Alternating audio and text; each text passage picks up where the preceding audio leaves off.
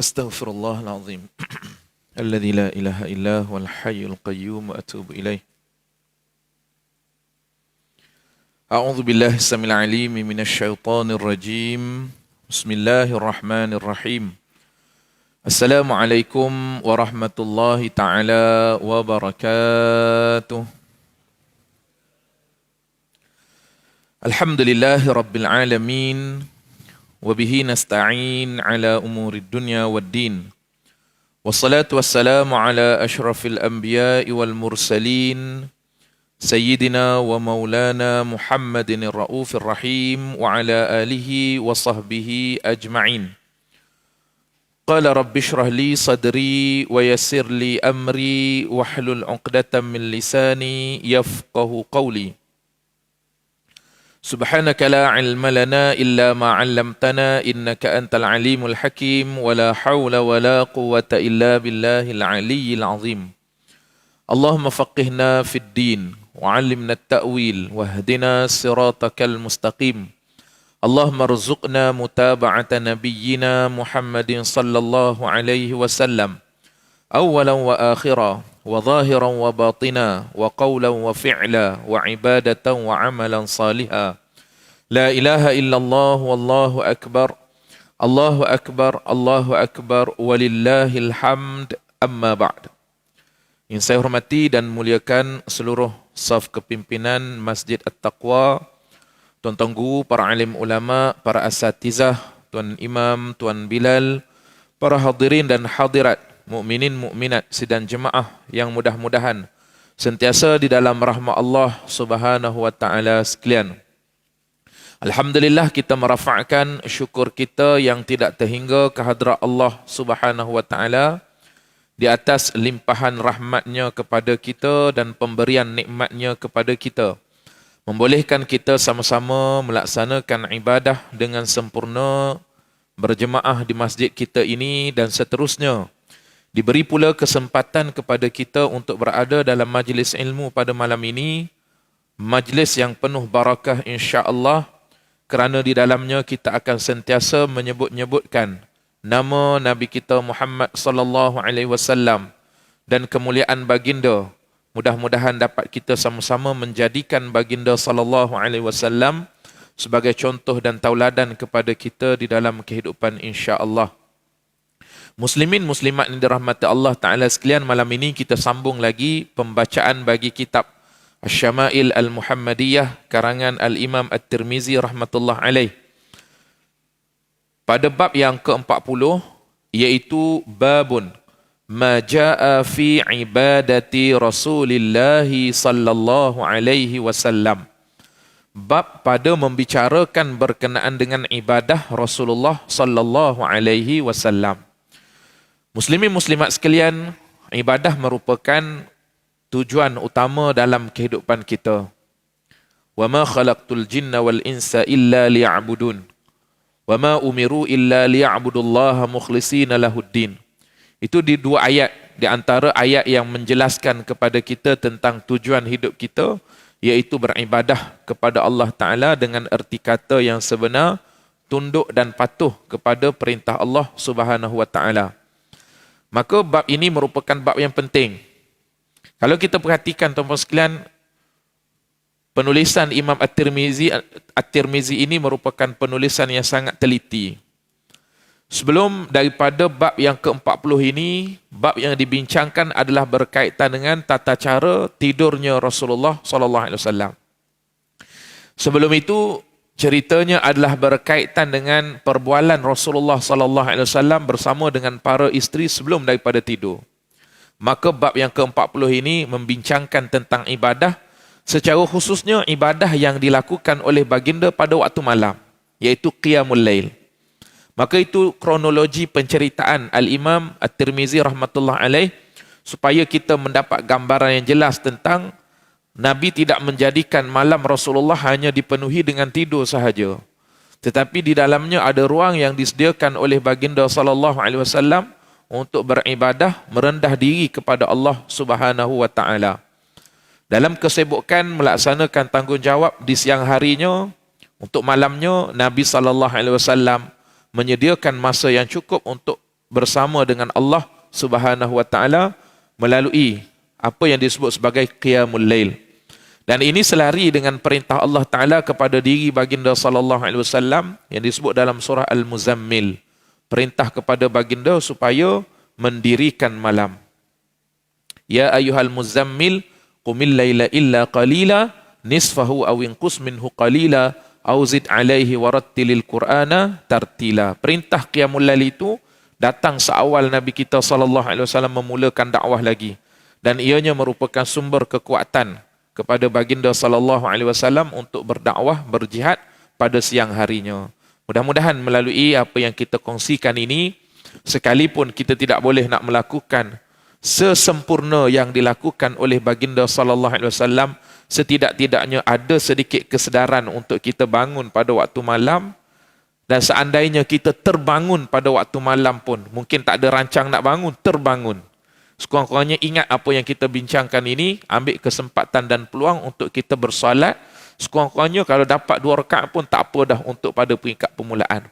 Tapi kita ni semua dah kategori bukan amatur lagi dah, kan? Semua kategori yang profesional semua ni, insya-Allah. Mudah-mudahan kita mengharapkan kita percantikkan melalui panduan Rasulullah sallallahu alaihi wasallam ini. Hadis yang ke-251 yang merupakan hadis yang pertama di dalam bab ini disebutkan oleh Al-Imam At-Tirmizi rahmatullah alaih. Katanya Al-Mughirah bin Syu'bah radhiyallahu anhu berkata, "Shalla Rasulullah sallallahu alaihi wasallam hatta intafakhat qadamahu faqila lahu atatakallafu hadha وَقَدْ غَفَرَ اللَّهُ لَكَ مَا تَقَدَّمَ مِنْ ذَنْبِكَ وَمَا تَأَخَّرَ قَالَ أَفَلَا أَكُونُ عَبْدًا شَكُورًا." Rasulullah sallallahu alaihi wasallam mendirikan salat sampai kedua-dua kaki beliau, yakni kaki baginda, bengkak. Ada yang menegur baginda sallallahu alaihi wasallam, "Mengapakah engkau menyusahkan dirimu sebegitu rupa? Padahal Allah sudah mengampunkan kamu daripada segala dosa yang lalu dan yang akan datang." Rasulullah sallallahu alaihi wasallam menjawab, "Adakah aku tidak boleh menjadi hamba yang banyak bersyukur kepadanya?" Jadi ini cerita ni saya kira antara hadis yang dikenali oleh kebanyakan kita, pernah didengari oleh kebanyakan kita. Namun disebutkan juga di sini oleh pengarang kita ini untuk menjadi peringatan kepada kita bersama. Nabi kita sallallahu alaihi wasallam, oleh kerana berterusan baginda sallallahu alaihi wasallam mendirikan malam baginda dengan bersolat, maka dilihat oleh para sahabat macam mana kaki baginda sallallahu alaihi wasallam sampai tahap bengkak kaki baginda sallallahu alaihi wasallam. Nanti di dalam hadis yang akan datang kita akan tengok perkataan lain pula yang digunakan untuk menggambarkan kaki baginda sallallahu alaihi wasallam. Kalau di sini perkataan yang diguna ialah intafakhat. Ada sahabat tengok nampak kaki baginda bengkak. Kenapa? Kerana istimrar. Kerana berterusan baginda sallallahu alaihi wasallam, bersungguh-sungguhnya baginda sallallahu alaihi wasallam di dalam mendirikan salat. Dalam hadis yang akan datang kita akan boleh tengoklah macam mana tahap kesungguhan Rasulullah dalam bersalat setiap daripada malam baginda sallallahu alaihi wasallam. Lalu bila begitu ada sahabat yang menegur. Dalam huraian menyatakan bahawa yang menegur ini adalah sebahagian daripada akabir as-sahab, as-sahbilahu. Ini merupakan yang tegur ni adalah sebahagian daripada sahabat-sahabat yang senior. Orang-orang lama, otai-otai yang bersama dengan baginda sallallahu alaihi wasallam. Dan ada pula yang menyatakan dalam riwayat lain bahawa yang menegur itu adalah Umar bin Al-Khattab radhiyallahu anhu. Umar tanya, "Ya Rasulullah, kenapa kamu bersungguh-sungguh sangat sampai bengkak kaki ni, sedangkan Allah Subhanahu wa taala telah pun memberikan keampunan kepada kamu?" Dan Umar radhiyallahu anhu merujuk kepada firman Allah Taala yang menyebutkan tentang pemberian keampunan kepada baginda sallallahu alaihi wasallam. Antaranya Allah Ta'ala berfirman, "Liyaghfira lakallahu ma taqaddama min dhanbika wa ma ta'akhkhar." Supaya Allah Ta'ala memberikan keampunan ke atasmu, wahai Muhammad, atas apa yang telah pun kamu lakukan dan apa yang kamu akan lakukan. Maknanya jaminan daripada Allah, Allah beri keampunan kepada baginda sallallahu alaihi wasallam. Lebih-lebih lagi lah, mereka mengetahui bahawa baginda sallallahu alaihi wasallam adalah seorang yang maksum, yang terpelihara daripada sebarang dosa.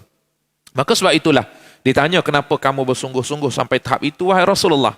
Maka Nabi jawab dengan soalan juga. Bila ditanya, Nabi jawab dengan soalan. Ini banyak keadaan Nabi jawab dengan soalan. Ini satu seni. Satu seni, dia panggil seni al-iqna'. Seni menundukkan orang yang bertanya. Cara percakapan yang memberi kesan. Supaya yang bertanya tu berfikir. Nabi tidak beri jawapan yang direct, tetapi untuk tujuan berfikir dan manfaat daripada itu pun akan diperolehi oleh orang yang bertanya. Nabi kata, tak boleh ke kalau sekiranya aku nak menjadi hamba yang bersyukur kepada Allah? Dan lafaz yang digunakan oleh baginda sallallahu alaihi wasallam di dalam memberikan respon ini, tuan-tuan sekalian, Nabi menggunakan dengan perkataan syakura. Perkataan syakura berbeza dengan lafaz kalau kita sebut dengan perkataan syakir. Syakir orang yang bersyukur dah. Tapi kalau syakur, orang yang banyak bersyukur. Wazan itu menunjukkan bahawa orang yang banyak bersyukur kepada Allah Subhanahu wa ta'ala. Jadi di dalam huraian memang ada menyebutlah rahsia-rahsia perkataan Nabi kita sallallahu alaihi wasallam. Antaranya dalam jawapan Nabi yang berbentuk soalan juga tadi itu, Nabi mengungkapkan dalam bentuk pertanyaan itu satu dah. Afala, tak boleh ke kalau sekiranya aku nak menjadi abdan syakura? Dua perkataan penting yang Nabi gunakan, yang pada kita perkataan yang deep lah, yang dalam, yang memberi kesan kepada orang yang mendengar perkataan Nabi, termasuk kita juga. Kena ambil pengajaran daripada jawapan Nabi kita sallallahu alaihi wasallam. Nabi menggunakan perkataan abdan. Nabi menggunakan perkataan abdan yang bererti hamba. Maknanya Nabi meletakkan diri baginda pada ketika ini bukan sebagai seorang Rasulullah, bukan seorang Nabiullah, tetapi baginda meletakkan diri baginda sebagai Abdullah, sebagai hamba Allah. Yang ni yang menimbulkan perasaan rendah hati, rendah diri ni kat sini.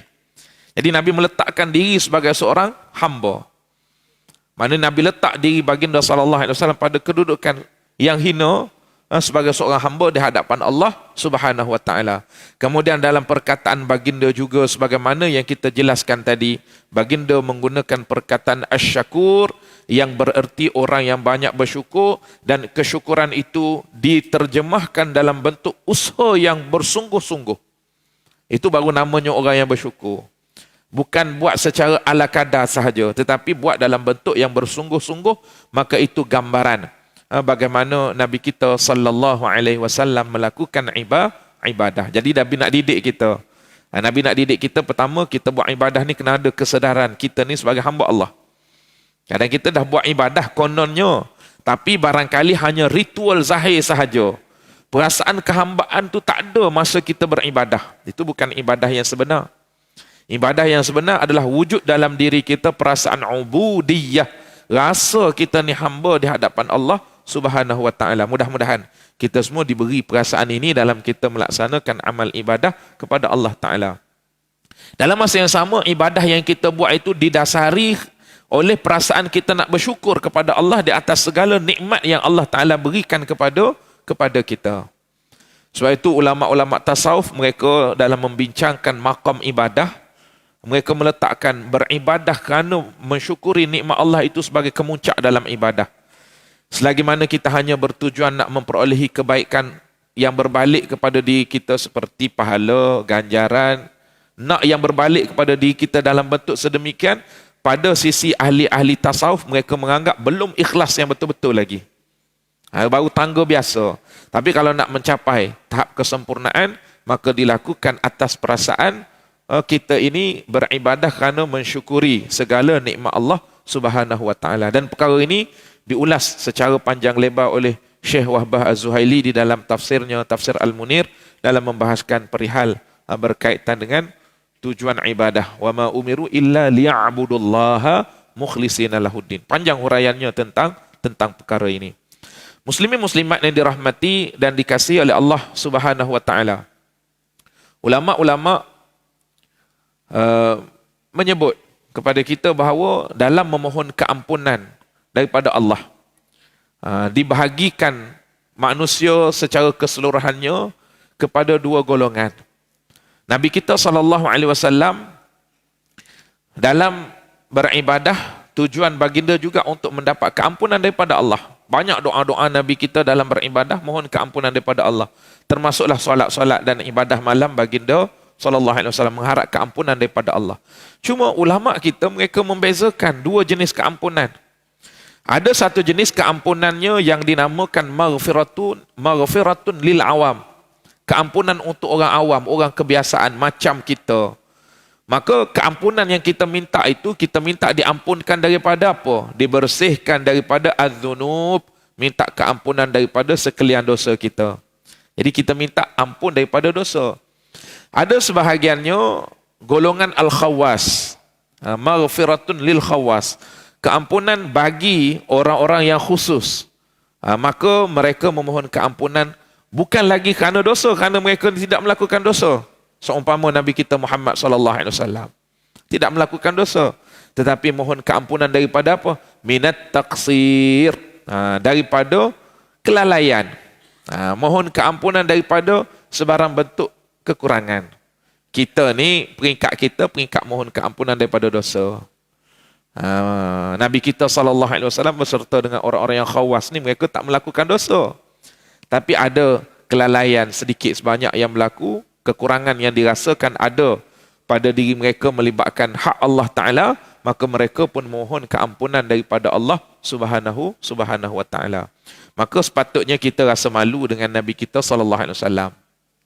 Nabi yang tidak ada dosa, dah terjamin kedudukan mulia di sisi Allah Ta'ala, begitu bersungguh-sungguh baginda SAW. Jadi kita pun mudah-mudahan berusaha untuk sentiasa melakukan amal ibadah dengan bersungguh-sungguh, dengan mengharapkan keampunan di sisi Allah Subhanahu wa Ta'ala. Kemudian kita masuk kepada hadis yang seterusnya, iaitu hadis yang ke-252. Abu Hurairah radhiyallahu anhu berkata, "Kana Rasulullah sallallahu alaihi wasallam yusalli hatta tarima qadamahu. Qala faqila lahu ataf'alu hadha? وقد جاءك أن الله قد غفر لك ما تقدم وفي رواية قدم من ذنبك وما تأخر قال أفلا أكون عبدا شكورا." Rasulullah sallallahu alaihi wasallam pernah melakukan salat sampai kedua-dua kaki baginda bengkak kerana lama berdiri. Ada yang bertanya kepada baginda, "Mengapakah kamu melakukan hal ini? Padahal sudah tertulis Allah mengampunkan segala dosamu yang lalu dan akan datang." Rasulullah sallallahu alaihi wasallam menjawab, "Adakah aku tidak boleh menjadi hamba yang banyak bersyukur kepadanya?" Baik. Hadis ni tidak ada beza dengan hadis yang sebelumnya. Bahkan satu lagi yang akan kita sebut pun sama. Namun begitu, kalau kita perhatikan, perawi hadis ni orang yang berlainan. Periwayat hadis ni adalah orang yang berlainan. Kalau tadi sahabat yang bernama Al-Mughirah bin Syu'bah, dan kali ini riwayat daripada Abu Hurairah radhiyallahu anhu. Baik, diceritakan sama bila mana melihat Rasulullah bersungguh-sungguh dalam melakukan ibadah ni, maka ada sahabat yang menegur, lalu baginda sallallahu alaihi wasallam memberikan jawapan. Cuma yang berbezanya sedikit sahaja tuan-tuan sekalian, iaitu pada penggunaan lafaz orang yang menegur Nabi sallallahu alaihi wasallam. Kalau lafaz dalam hadis yang sebelumnya disebut dengan hatta intafakhat qadamahu, bengkak kaki. Tapi di sini digunakan dengan perkataan tarima qadamahu. Kalau terjemah dalam buku yang saya guna ni diterjemahkan sama, iaitu dengan makna bengkak. Tapi bila saya tengok dalam syarah, perkataan tarima ni sedikit berbeza dengan perkataan intafakhat tadi yang digunakan dalam hadis yang sebelumnya. Dan ini yang kita nak fokuskan untuk kita nampak lagi lebih jelas bagaimana gambaran kesungguhan ibadah baginda sallallahu alaihi wasallam. Maksud perkataan tarima di sini ialah merujuk kepada keadaan kaki yang berubah menjadi kering. Berubah menjadi kering. Seumpama sesuatu benda yang kering, apabila lama kelamaan maka dia akan merekah dan akan mengeluarkan darah. Itu perkataan tarima. Bengkak, kering, kemudian akan mengeluarkan darah. Sampai tahap itu. Kenapa? Kerana kata ulama, kerana tulil qiyam. Lamanya baginda sallallahu alaihi wasallam berdiri. Berdiri lama, maka darah dia akan berkumpul pada bahagian kaki. Duduk kat situ. Kan? Kemudian lama kelamaan inilah yang menyebabkan berlaku merekah pecah. Kan? Dan itulah yang digambarkan bahawa kaki baginda sallallahu alaihi wasallam juga berdarah apabila terlalu lama dalam melakukan ibadah. Baik, ini gambaran-gambaran yang diberikan oleh para sahabat tentang kesungguhan Nabi kita sallallahu alaihi wasallam di dalam beribadah. Baik. Kemudian dalam riwayat yang seterusnya, hadis yang ke-253 juga daripada Abu Hurairah radhiyallahu anhu, beliau berkata, kana Rasulullah sallallahu alaihi wasallam yaqumu yusalli hatta tantafikha qadamahu fayuqalu lahu ya Rasulullah taf'alu hadha wa qad ghafara Allahu laka ma taqaddama min dhanbika wa ma ta'akhkhar qala afala akunu 'abdan syakura. Rasulullah pernah mendirikan salat sampai kedua-dua kaki baginda bengkak. Lalu ada yang bertanya kepada baginda, wahai Rasulullah, mengapa engkau melakukan hal ini padahal Allah telah mengampunkan segala dosamu yang lalu dan akan datang? Rasulullah sallallahu alaihi wasallam menjawab, adakah aku tidak boleh menjadi hamba yang banyak bersyukur kepadanya? Maka kata ulama yang menghuraikan hadis-hadis ini, 3 hadis ni, mereka menyebutkan bahawa disebut hadis yang sama dengan menggunakan 3 sanad yang berbeza. Sanad yang berbeza maknanya jalur periwayatan itu berbeza. 3 riwayat. Kerana apa? Kerana untuk nak menguatkan cerita. Nak beritahu bahawa perkara ini popular dalam kalangan para sahabat. Ramai orang yang tengok, ramai orang yang tahu bahawa Rasulullah ni bila beribadah, baginda sallallahu alaihi wasallam beribadah dengan bersungguh-sungguh.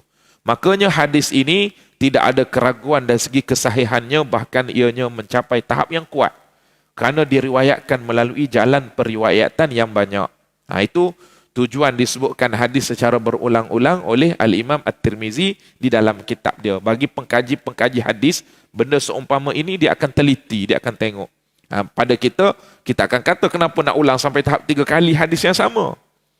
Dan kita dah sebutkan tadi bila riwayatnya berbeza, ada perkataan-perkataan yang sedikit berbeza yang boleh kita lihat dari segi aspek penambahan dari segi huraian makna di sisi ulama-ulama. Baik. Muslimin muslimat yang dirahmati dan dikasihi oleh Allah Subhanahu wa taala sekalian.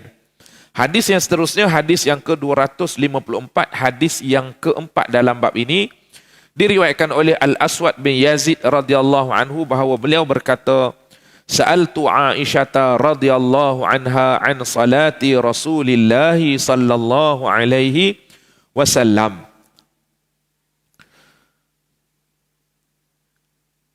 Bil-laili faqalat kana yanamu awwal al-laili thumma yaqumu fa idza kana min as-sahari aw tara thumma ata firashahu fa in kana lahu hajatun alamma bi ahlihi fa idza sami'a al-adhana wathaba fa in kana junuban afada alayhi min al-ma'i wa illa tawadda'a wa kharaja ila as-salah. Ada yang bertanya kepada Ummul Mukminin Aisyah radhiyallahu anha. Dia nak tahu tentang cara Rasulullah sallallahu alaihi wasallam beribadah pada waktu malam. Baik. Kata dia, Al-Aswad bin Yazid berkata, aku bertanya kepada Aisyah mengenai salat malam Rasulullah sallallahu alaihi wasallam. Aisyah radhiyallahu anha menjawab, Rasulullah sallallahu alaihi wasallam tidur pada awal malam. Kemudian baginda bangun mendirikan salat malam dan ibadah yang lain. Apabila mendekati waktu sahur, baginda mendirikan salat witir. Selepas itu, baginda kembali ke tempat tidur. Sekiranya Rasulullah sallallahu alaihi wasallam berhajat ke atas isteri baginda, baginda akan mendatangi sang isteri. Ketika mendengar suara azan, baginda akan bangun dengan segera. Jikalau baginda bangun dalam keadaan berjunub, baginda akan mandi dahulu. Jikalau tidak, cukup sekadar mengambil wuduk lalu keluar ke tempat salat. Ini macam mana tata cara qiyamul lail Rasulullah sallallahu alaihi wasallam. Jadi bila ditanya Aisyah selaku orang yang rapat, yang dekat, duduk serumah dengan baginda sallallahu alaihi wasallam, maka dia menceritakan rahsia malam Rasulullah sallallahu alaihi wasallam apa yang dilakukan oleh baginda. Bab-bab solat malam ni yang riwayatkan adalah orang-orang yang terdekat dengan Nabi. Orang yang terdekat dengan Nabi sallallahu alaihi wasallam, kerana baginda sallallahu alaihi wasallam mendirikan dalam keadaan bersendirian, bahkan kadang-kalanya dengan ahli keluarga. Namun ada kes sahabat, contohnya Abdullah ibn Abbas datang ke rumah baginda, rumah Maimunah, bersolat bersama dengan baginda sallallahu alaihi wasallam. Maka jarang-jarang sekali berlaku perkara yang sedemikian. Baik. Jadi yang nak ditanya itu tentang solat malam baginda yang terdiri daripada tahajud dan juga witir. Maka caranya macam mana? Diperjelaskan bahawa Nabi kita sallallahu alaihi wasallam pada peringkat awal malamnya baginda sallallahu alaihi wasallam tidur pada awal malam. Tidur ini kalau ikut di dalam huraian menyebutkan bahawa Nabi tidur sehingga separuh malam, sehingga tengah malam. Tidur dulu. Kemudian disebutkan bahawa pada kebanyakan keadaannya Nabi kita sallallahu alaihi wasallam bersolat isyak terlebih dahulu, barulah Nabi akan tidur. Namun ada riwayat-riwayat sebahagiannya menyebutkan ada kalanya Nabi memperlewatkan solat isyak. Itu perbincangan yang lain. Ghalibnya baginda solat isyak terlebih dahulu, kemudian baginda tidur untuk separuh malamnya, kemudian barulah baginda sallallahu alaihi wasallam akan bangun dan mendirikan malam tersebut dengan solat-solat baginda sallallahu alaihi wasallam. Sebelum daripada masuk waktu subuh, baginda sallallahu alaihi wasallam akan tidur pula untuk seketika. Kemudian diperjelaskan bahawa apabila Nabi tidur, baginda bangun untuk bersolat, maka apabila Nabi kita sallallahu alaihi wasallam dalam keadaan nak bersama dengan isteri, dengan maksud bahawa melakukan hubungan suami isteri, maka baginda akan bersama dengan isteri. Kemudian setelah itu baginda sallallahu alaihi wasallam akan tidur. Baginda akan tidur dan bangun semula untuk solat subuh, dan kalau sekiranya dalam keadaan berjunub, baginda akan mandi wajib, dan sekiranya dalam keadaan tidak berjunub memadai dengan baginda berwuduk, siwak dan sebagainya. Yang tu kita boleh sedia maklumlah, kerana Nabi kita bila mana setiap kali nak solat baginda akan bersiwak, iaitu gosok gigi, walaupun tidak diceritakan, tidak disebut di sini. Baik. Maka itu cara Nabi kita Muhammad sallallahu alaihi wasallam. Jadi ada beberapa pengajaran tambahan dalam riwayat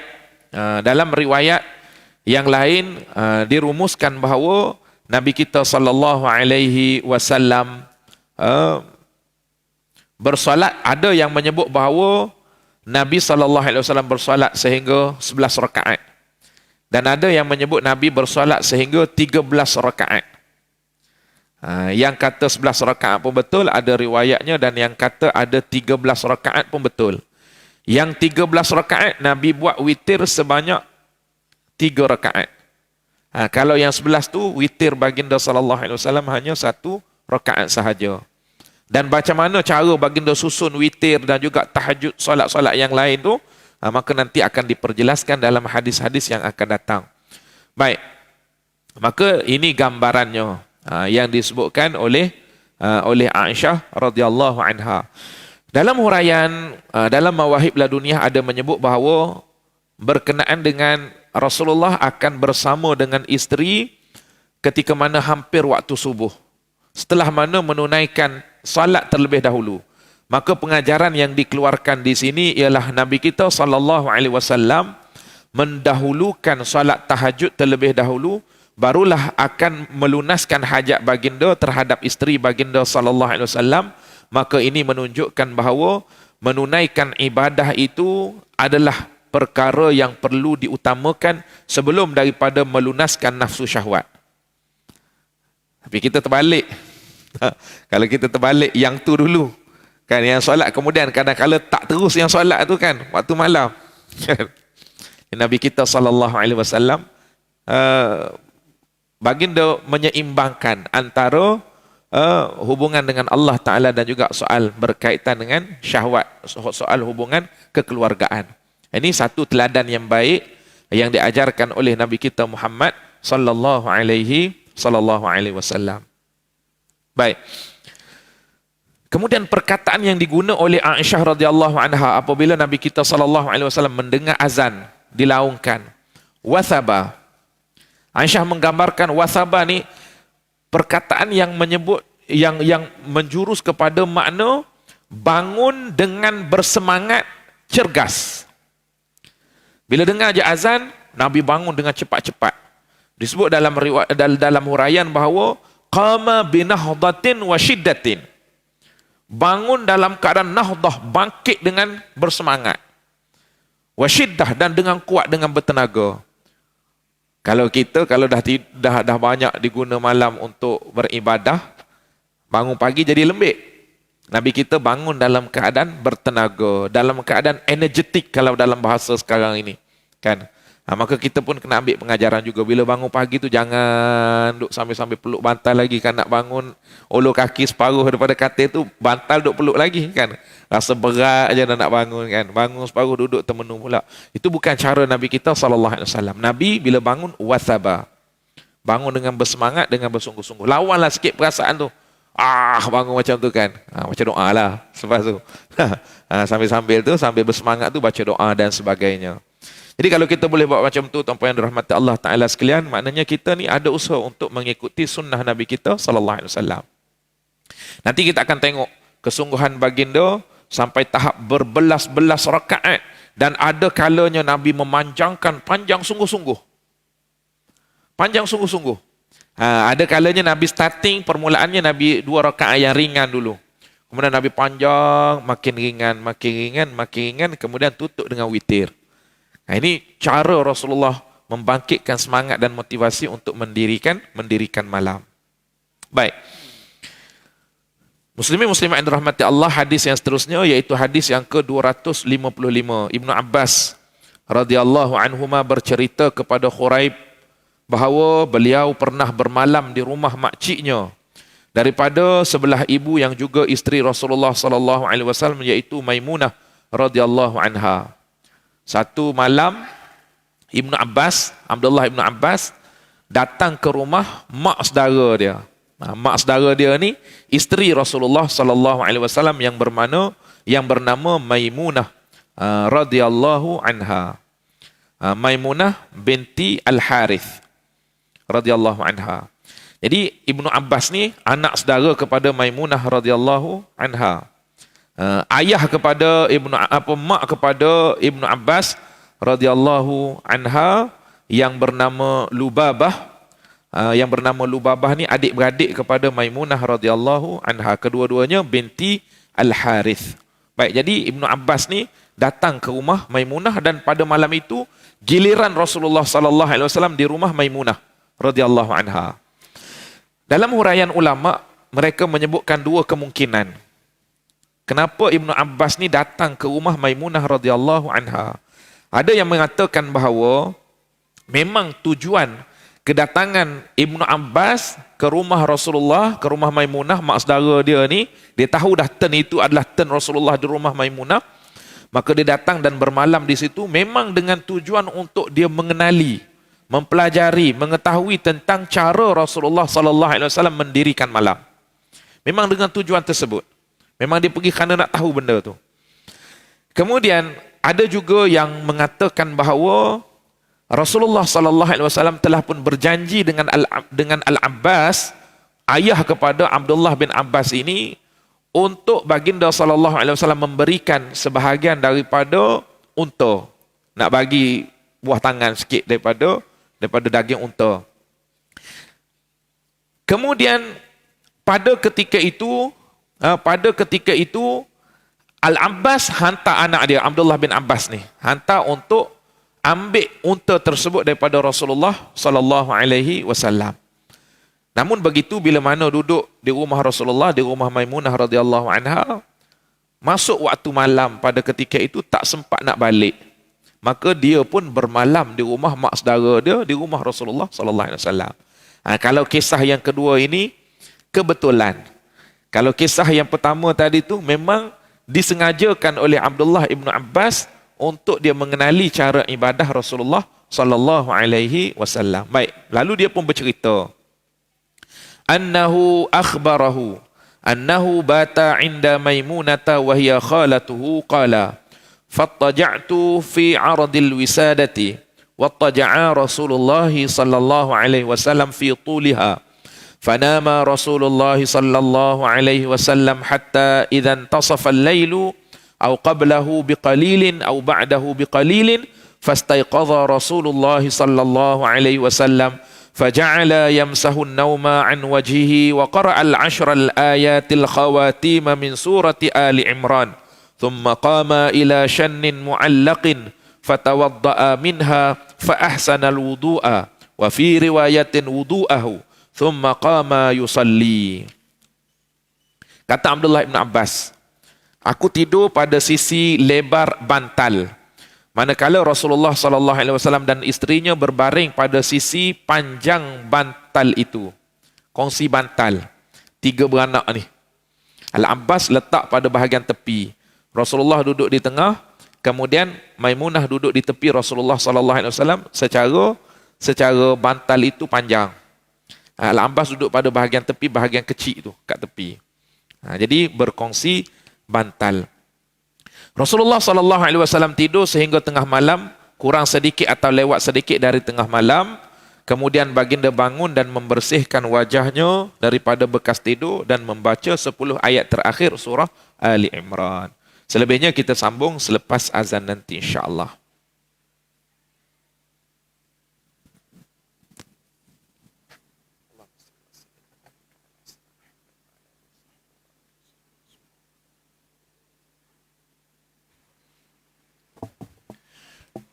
أعوذ بالله من الشيطان الرجيم بسم الله الرحمن الرحيم سبحان الله والحمد لله ولا إله إلا الله والله أكبر ولا حول ولا قوة إلا بالله العلي العظيم اللهم صل على سيدنا محمد الله يا كريم.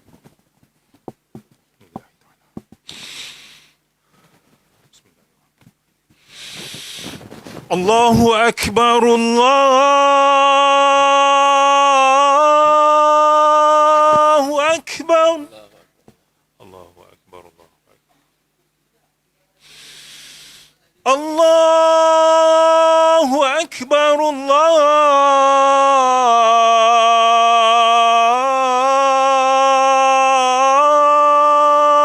أكبر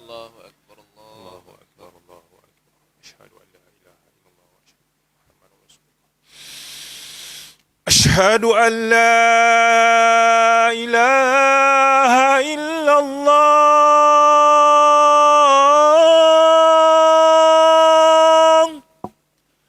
أشهد أن لا إله إلا الله أشهد أن لا إله إلا الله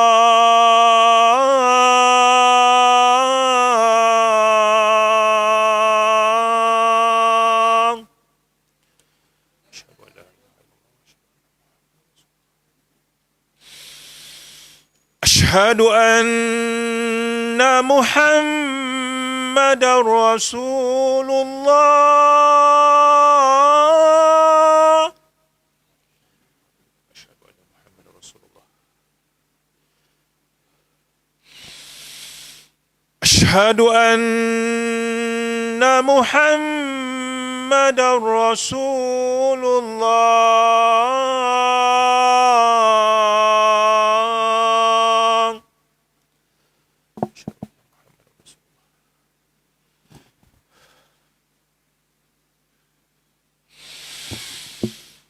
حي على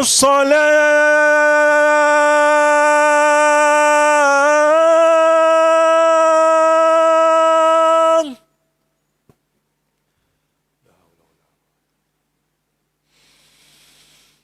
حي على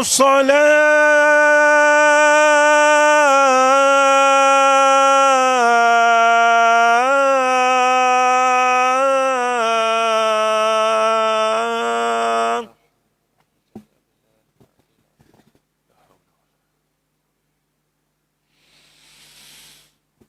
حي على الفلاح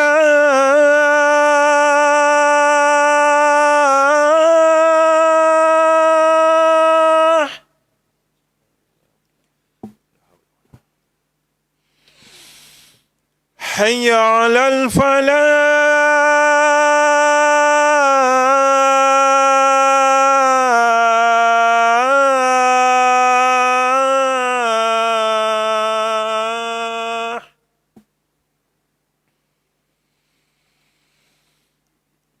الله أكبر الله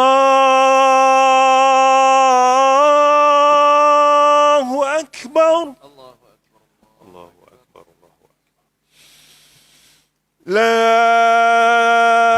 إله إلا الله.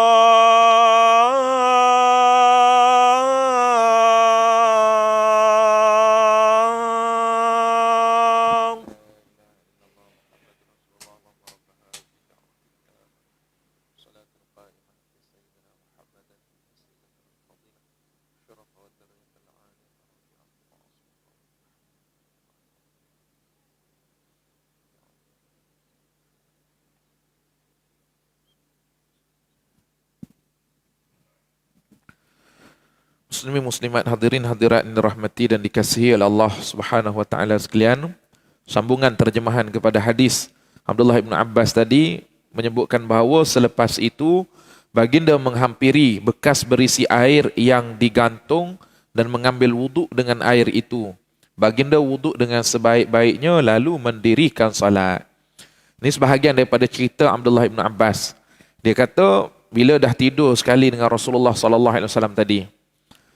Ulama mengeluarkan hukum di sini bahawa diharuskan halal, diharuskan dibolehkan seseorang lelaki tidur bersama dengan isterinya di mana pada ketika itu adanya mahram dia yang mumayyiz. Kalau yang balik lain ceritalah, yang mumayyiz dibolehkan kalau ada budak-budak kecil tidur bersama dengan kita yang pasangan suami isteri ini. Dengan syarat dia adalah mahram dan juga dia hanya pada peringkat mumayyiz sahaja, bighairi mubasyarah, tanpa berlaku persetubuhan. Jangan pula berlaku benda tu kan, yang kata boleh tadi tanpa berlaku persetubuhan. Dan ada riwayat menyatakan bahawa pada ketika ini kebetulan Maimunah radhiyallahu anha dalam keadaan haidan, dalam keadaan haid. Jadi memang confirm tidak berlaku jima' ataupun hubungan suami isteri pada ketika itu. Makanya dibolehkan budak-budak tidur sekali dengan orang pasangan suami isteri, orang dewasa. Baik. Kemudian kata Abdullah bin Abbas, Nabi bangun tengah malam. Selepas habis sebahagian malam Nabi bangun, Nabi bersihkan muka. Maknanya kalau kita sekarang ni buang tahi mata lah, tak ambil wuduk lagi. Nabi bersihkan muka dan Nabi SAW membaca 10 ayat terakhir daripada surah Ali Imran. Mana ayat 10 ayat terakhir surah Ali Imran? Tuan-puan boleh cari semula dalam Al-Quran. Bermula ayat Inna fi khalqis samawati wal ard wa ikhtilafil laili wan nahari la ayatin li ulil albab alladzina yadhkuruna Allaha qiyaman wa qu'udan wa ala junubihim, sehingga akhir surah. Itu 10 terakhir surah Ali Imran. Baca, ini merupakan amalan Nabi apabila bangun berqiyamul lail. Bukan baca dalam sembahyang. Baca luar daripada sembahyang. Luar daripada sembahyang.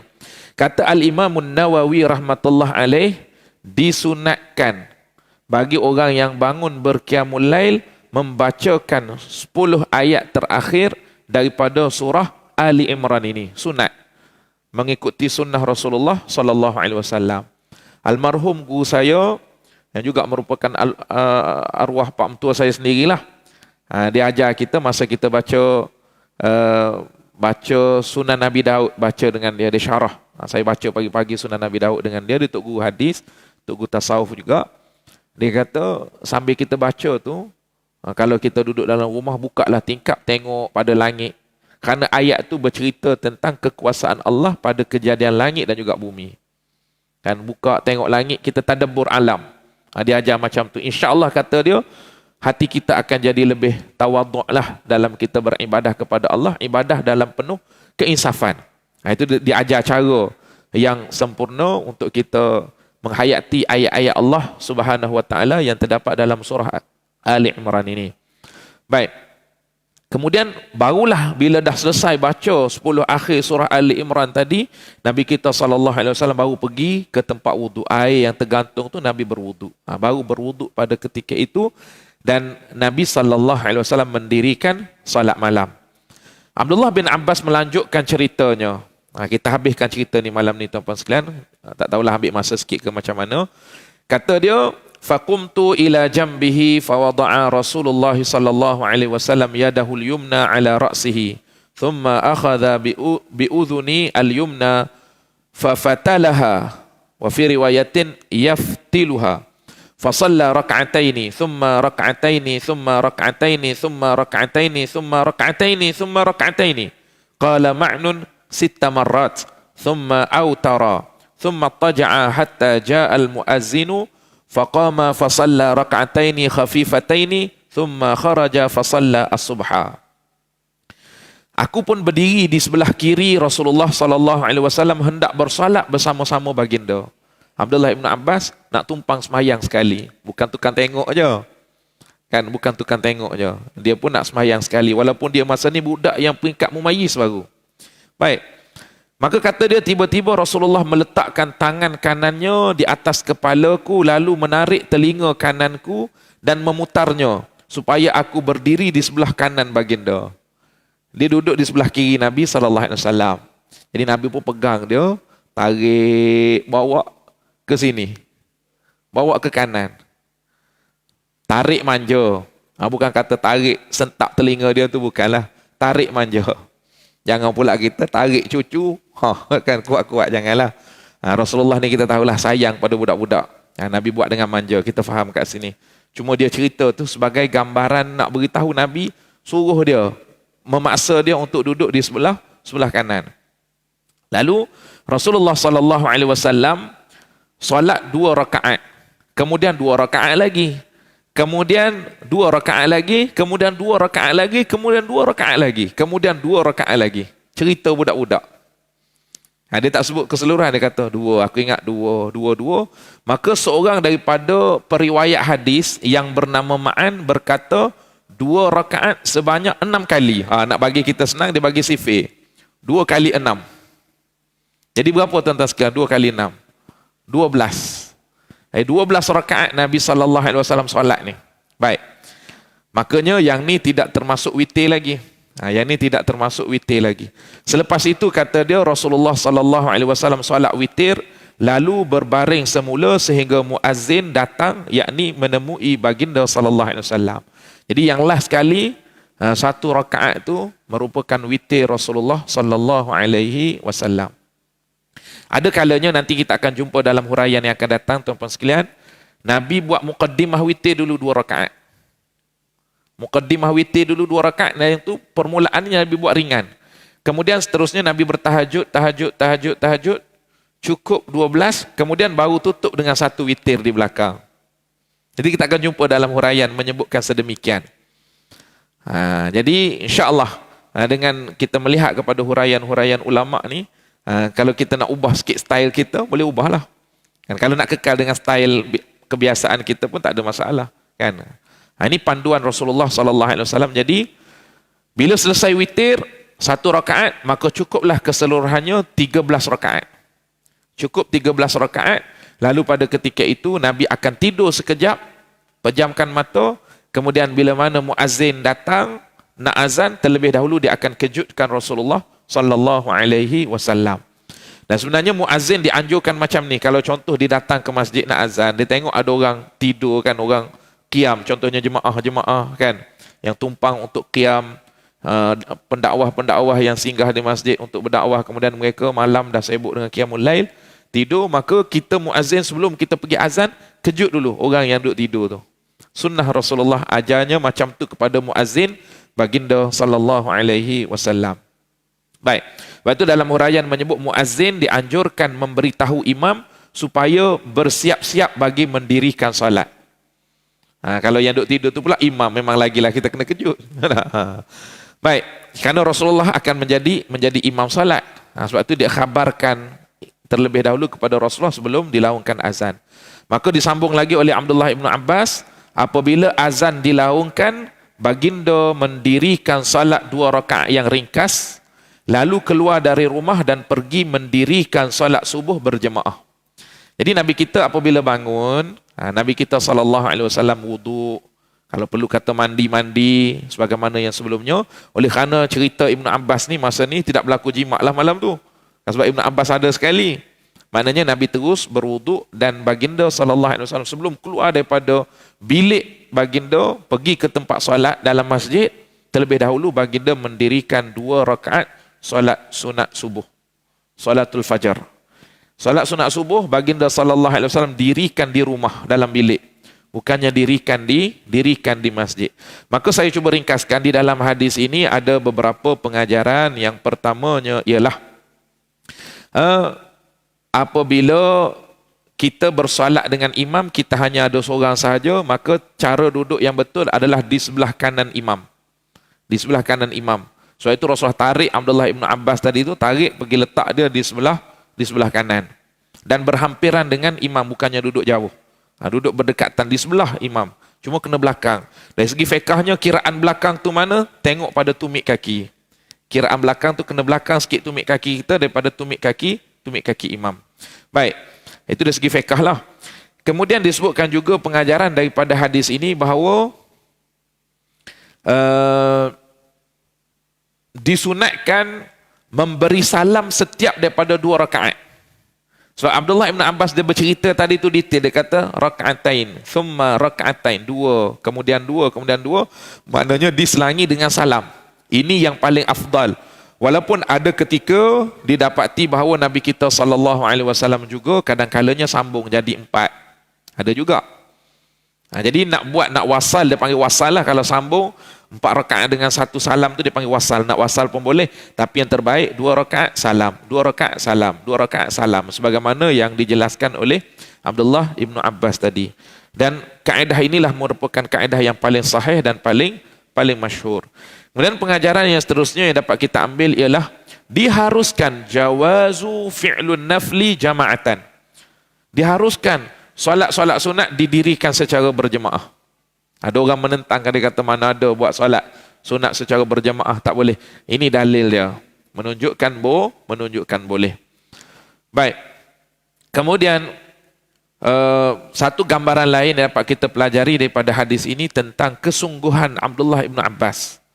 Macam mana dia ni, kalau kita ambil riwayat yang awal tadi, yang pertama tadi tu, memang dia sengaja pergi kerana dia nak mempelajari cara ibadah Rasulullah SAW. Dia catat, dia ingat dan sampaikan pula kepada orang lain tentang gambaran salat malam Rasulullah SAW. Maka sebab itulah dia menjadi orang yang mahir di dalam ilmu hadis ini, terkenal dengan keilmuannya dalam bidang hadis, dalam bidang Al-Quran. Sebab apa? Kerana daripada kecil lagi dia mempunyai kesungguhan tersebut. Dia akan cuba untuk mengetahui, dia akan follow rapat-rapat Rasulullah untuk mengetahui cara ibadat dan kebiasaan yang ada di dalam kehidupan Nabi kita Muhammad sallallahu alaihi wasallam. Dan sesuailah beliau inilah yang didoakan oleh Nabi kita SAW dengan doa Allahumma faqihu fid din wa 'allimhu ta'wil. Wahai Allah, jadikan budak kecil ni sebagai orang yang faqih, memahami agama, kemudian dia mengetahui tafsiran yang mendalam tentang Al-Quran. Sebab kesungguhan dia tu, telilah dengan doa Nabi, dengan kesungguhan dia, maka lahirlah Abdullah ibn Abbas yang juga dikenali dengan turjumanul Quran, pentafsir Al-Quran di kalangan sahabat dia lah, Abdullah ibn Abbas radhiyallahu anhu. Muslimin muslimat yang dirahmati Allah, untuk malam ini cukup sekadar itu sahaja insya-Allah. Selebihnya kita akan sambung dalam sesi pertemuan kita yang akan datang. Allahumma salli ala sayyidina Muhammad wa ala alihi wa sahbihi wa baraka wa sallam. Assalamualaikum warahmatullahi taala wabarakatuh.